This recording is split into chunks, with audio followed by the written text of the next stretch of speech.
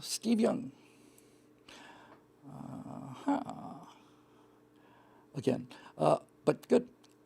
Has a question here. I should scroll down a minute. Automation and AI, artificial intelligence, I'm reckoning, although it may mean Aktun Ivanovich. There may be some hidden meaning behind the AI that I'm unaware of, some nationalist white supremacist meaning, but I'm just going to overlook that obvious case of racism. Automation and AI in municipal public works or the power company.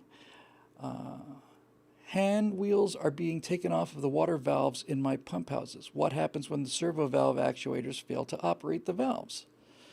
Okay, so artificial intelligence is being used apparently in a power company, and the manual water valves that used to be there are no longer there. Get that thing centered back up. There's an easy response to that, Steve, a real easy and simple one, and that is, what could possibly go wrong? What makes you think that the system, as carefully researched and engineered as that, could ever break? What a silly idea. What could possibly go wrong? Why would you ever want to have manual controls on the plane?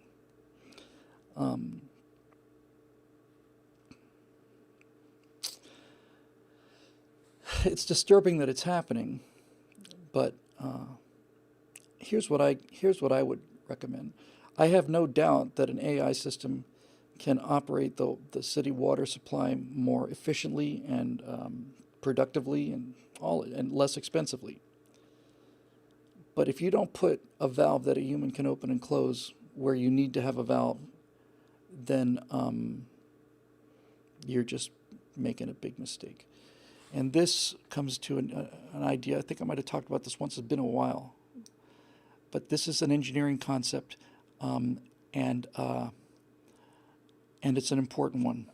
It's a term we use kind of off the cuff, but we don't really think about it. I didn't anyway until I started to, and then I did. And that term is FailSafe. Well, what about this? Well, it's a FailSafe system. It's FailSafe, and FailSafe comes off as sounding like, oh, it can't break. That's how we're kind of using the term. What about this system? Well, don't worry. There's a FailSafe in there, and it's used to indicate kind of that that can't break.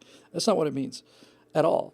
What it means is when it breaks, not if it breaks, when it breaks to safety, and not to I don't know what the inverse is. Fail catastrophically, I guess.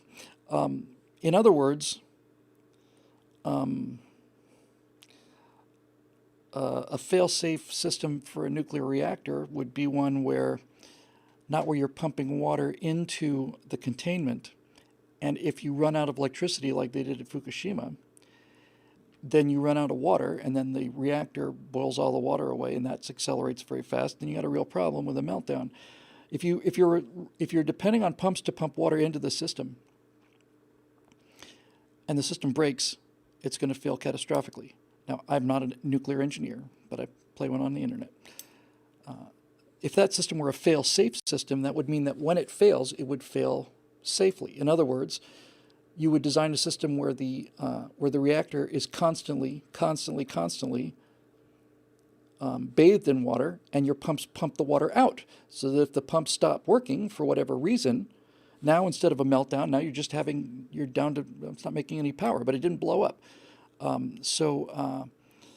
Failsafe is a really, really interesting idea. It's built into almost everything, and I've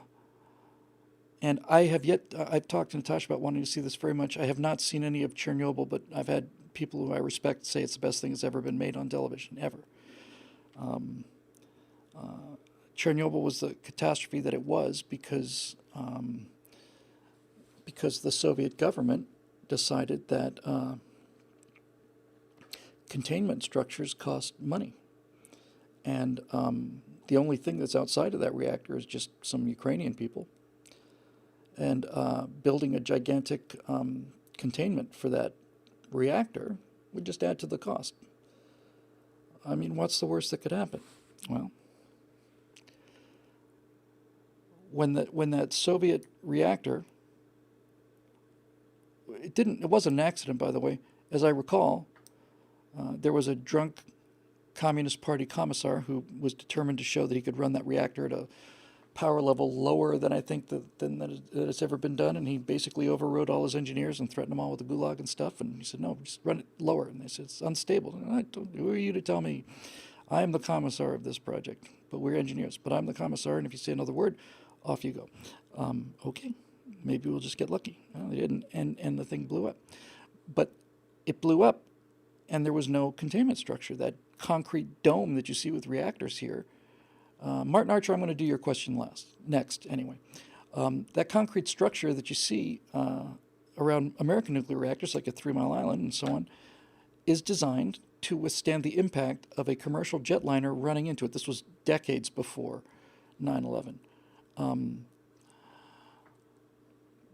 They needed something that was strong enough so that if the reactor failed, and if the systems and the backup pumps and the backup batteries and all that stuff, if all of it just failed, all of the radiation would be contained inside something called the containment structure. And a good way to think about a containment structure is virtually every house in America has a containment structure, unless you count Florida. The containment structure that's in the house that you're in is called a fireplace. We don't light a fire out in the middle of the carpet because things out in the middle of the carpet are flammable. So what we do is we build into our homes a fire containment structure. We take the fire and we not completely surround it, but more or less surround it with things that won't burn so that the fire doesn't get out of control. And then the only time that containment structure fails is when somebody decides that they didn't close the little iron screen on it when they poked it last or put another log in there. But basically, if you really want to think about it, it's just completely fair, I think, to say that the Chernobyl reactor was a fireplace that was built in the middle of the living room. And the idea was, as long as somebody's tending it, what could go wrong? And that's my answer to the question. I mean, we're not going to put any valves on this thing. We don't need valves, Steve. We don't need human cranked valves. We've got computers to do that. Well, what if the computer fails? Don't worry, we have backup computers. And you can chase this idiot as far down the road as that idiot's ready to run, but it's never, ever paid off, in my opinion. I think that all of these systems need to fail safe, and that there needs to be. I think any computer that's built, especially AI computers, and sometimes the way some of these video games have been running lately, PCs as well. I think that any computer that's built has to have not joking about this, should have a plug that you can pull from the wall. Death sentence, like that. Physical plug that you could pull from the wall. Now, that would slow the AI down. Whether an AI that's 3 times smarter than me could figure out a way to get me to keep the thing plugged in, that's possible too. Anyway, that's it. I said Martin Archer, so I'm going to go down to the bottom.